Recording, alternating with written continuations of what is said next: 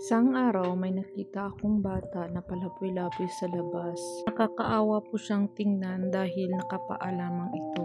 At agad ko naman itong binigyan ng tsinelas para may masuot. At agad ko naman itong pinapasok dahil nga sa naawa ako. Tinanong ko pala kung saan ang kanyang mga magulang at ito ang kanyang sagot. Di ka alam.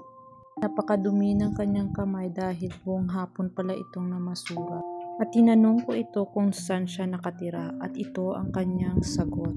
Tulay. Dahil sa awa ko sa kanya ay binigyan ko muna siyang na makakain.